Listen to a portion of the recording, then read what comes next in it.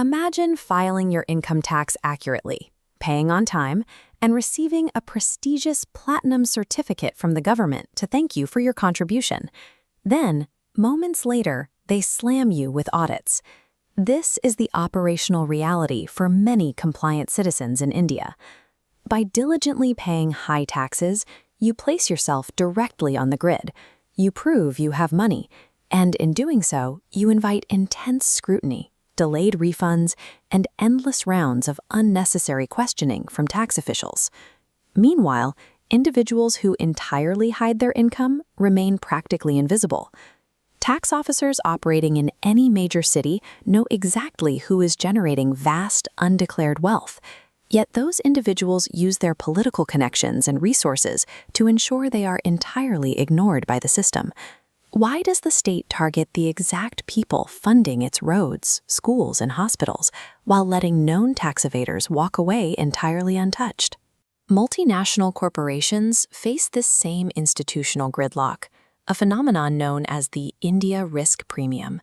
It's the hidden, heavy cost of dealing with a hostile bureaucracy in an otherwise booming market. When foreign and domestic investors allocate capital, they demand higher returns in India than they do elsewhere. They are pricing in the risk that the government might suddenly change policies, rewrite tax laws retroactively, or allow officers to issue massive, arbitrary financial demands out of nowhere. Even with a massive labor force and surging domestic consumption, this systemic bureaucratic friction places a hard ceiling on how fast one of the world's most promising economies can actually grow. The harassment of honest taxpayers is actually built directly into the system's architecture. Every single year, the government assigns tax officers aggressive, arbitrary revenue collection targets they are required to hit. Put yourself in the shoes of a local tax officer. Going after a wealthy, connected tax evader requires tedious investigative work. More importantly, it carries severe professional risk if that evader calls a friendly politician to intervene. Now look at the honest taxpayer. Their accounts are transparent, their money is in the bank, and they are already in the system. Shaking them down with a questionable assessment is the fastest, safest way for an officer to hit their quota. What gets labeled as tax terrorism is actually a completely rational response by bureaucrats to a broken institutional incentive structure.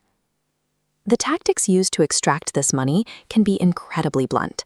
An officer might simply look at a citizen's standard capital gains, reclassify them as regular income on a whim, and charge a significantly higher tax rate, shifting the burden of proof entirely onto the citizen. You might ask why taxpayers don't simply refuse to pay these arbitrary demands.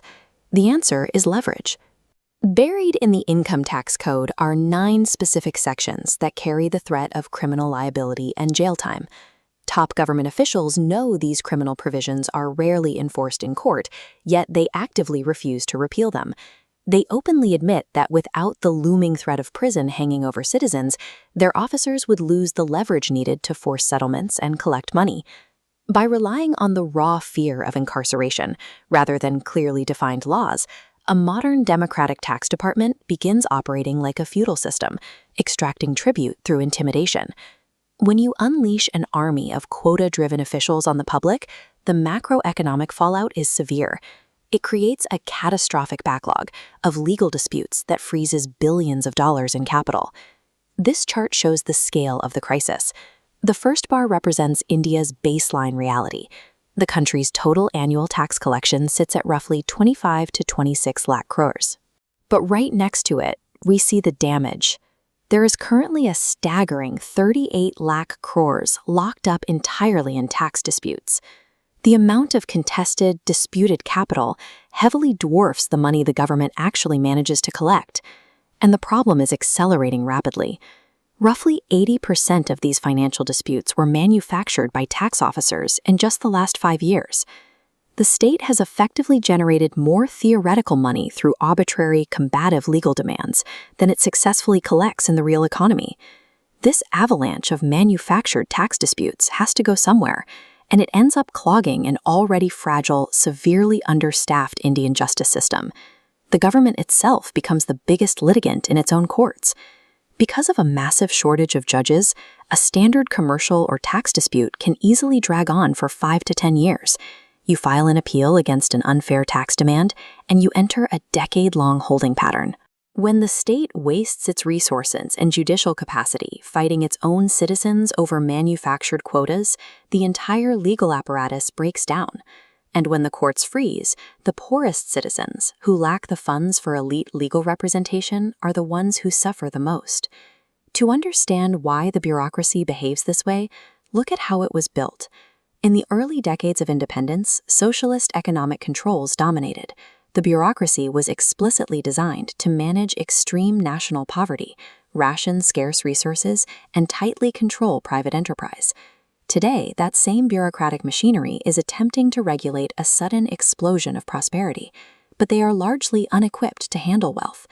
Many officials operate with a colonial mindset, viewing rising corporate profits and individual wealth as resources to be extracted rather than achievements to be fostered. For India to absorb the massive capital required to hit its ambitious GDP targets, it has to dismantle this extortionate incentive structure.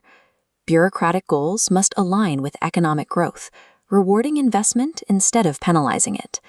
The path to national prosperity requires the state to abandon this extraction-first model.